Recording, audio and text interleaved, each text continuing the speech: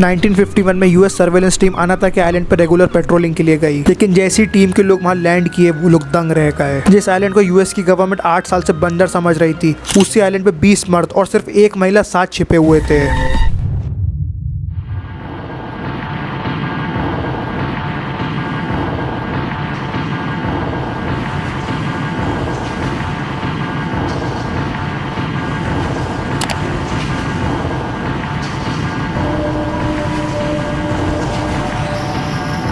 देखो 1935 में world war 2 start होता है और दुनिया दो हिस्सों में बढ़ जाती है, एक्सेस पावर और एलाइड पावर। उस टाइम पे मारियाना आइलैंड्स पे जापान का रूल था। मारियाना आइलैंड्स पैसिफिक ओशन में छोटे मोटे आइलैंड्स का एक ग्रुप है। 1940s में इन आइलैंड्स को फार्मिंग के लिए यूज किया जाता था और इन आइलैंड्स पे खेती करने का ठेका सिर्फ एक कंपनी के पास था, साउथ सी डेवलपमेंट कंपनी। जापानीज लेबर्स अलग अलग आइलैंड पे फार्मिंग किया करते थे, उनमें से एक आइलैंड था अनाता। आइलैंड पे कई सारे लेबर्स थे और उनका मैनेजर था कुकीचीरो। कुकीचीरो का एक सबऑर्डिनेट था, उस सबऑर्डिनेट की बीवी काकुजो उस आइलैंड पे साथ काम किया करती थी। किसी काम से अनाता के आइलैंड को काजुको के हस्बैंड और बाकी सारे लेबर्स को छोड़ना पड़ा। इन सब के जाने के बाद आइलैंड पे सिर्फ 2 लोग थे, कुकीचीरो और काजुको।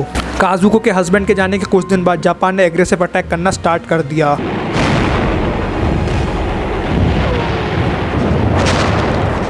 जापान वर्ल्ड वॉर 2 हारने लगा, काजुको और उसका हस्बैंड पिछड़ गए और इसी हार के चक्कर में जापान का अनाता आइलैंड से कंट्रोल छूट गया। आइलैंड पे बचे थे कुकीचीरो और काजुको और दोनों के पास आइलैंड छोड़ने का कोई रास्ता नहीं था। आइलैंड पे फार्मिंग की पूरी सुविधा थी और जंगल में छोटे मोटे जानवर थे, तो काजुको और कुकीचीरो ने जंगल पे सर्वाइव करने का सोचा।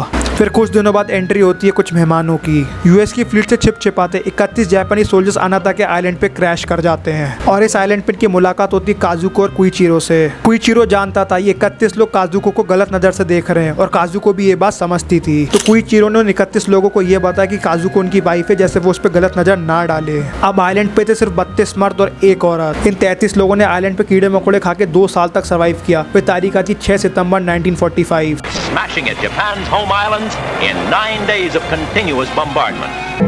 Perhaps 100,000 people incinerated in seconds. USA Hiroshima और नागासाकी पर न्यूक्लियर बॉम्ब गिरा देता है। एक्सेस पावर हार जाती है और जापान पूरी दुनिया के सामने सरेंडर कर देता है। ये सरेंडर की खबर पूरी दुनिया को पता चल जाती है, केवल उन 33 लोगों के जो अनाता पे फंसे हुए हैं। यूएसए के कोस्ट गार्ड मारियाना आइलैंड के इलाके के आसपास रोज अनाउंसमेंट करते कि वॉर खत्म हो चुकी है। उन 33 लोगों को ये लगता है यूएसए की एक चाल है उनको बाहर निकालने की, वो लोग डर के मारे बाहर नहीं आते। कुईचीरो और काजुको उस आइलैंड पे 31 जापानी सोल्जर से अलग रहते हैं। सभी कुछ ठीक चल ही रहा होता है।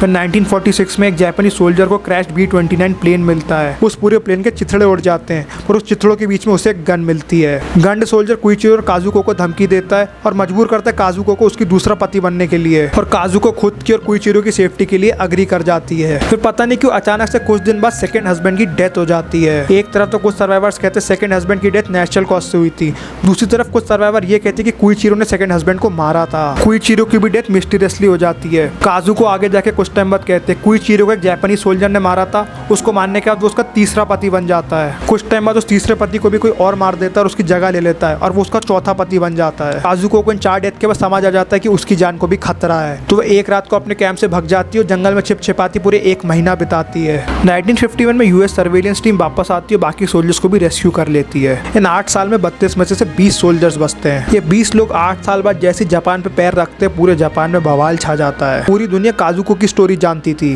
कि कैसे कुकीचीरो उसके नकली हस्बैंड का मर्डर कर दिया गया और बाकी सेलर्स ने भी एक दूसरे को मार दिया उसको पाने के लिए। पर सेलर्स कुछ और ही कहानी बताते हैं। सेलर्स की माने तो काजुको अलग अलग लोगों के साथ आइलैंड पे सोने लगी थी। काजुको सोल्जर्स को सेड्यूस करके अपने काम निकलवाती और लोगों में झगड़े क्रिएट करती और इसी झगड़े की आड़ में लोगों के रिसोर्सेज और खाने पे कब्जा मार लेती। अब उस दिन आइलैंड पे क्या हुआ किसी को नहीं पता है, पर यह जरूर पता है काजुको और सोल्जर्स दोनों ने अपनी अपनी साइड की स्टोरी लोगों को बताई, उस पर किताब छापी और काफी सारे पैसे कमाए। काजुको ने खुद की पूरी स्टोरी पे एक प्ले बना, पूरे जापान में परफॉर्म करने लगी द क्वीन ऑफ अनाता के नाम से, और सालों तक ये प्ले परफॉर्म करने के बाद क्वीन ऑफ अनाता की 51 साल की उम्र में ब्रेन ट्यूमर से डेथ हो जाती है।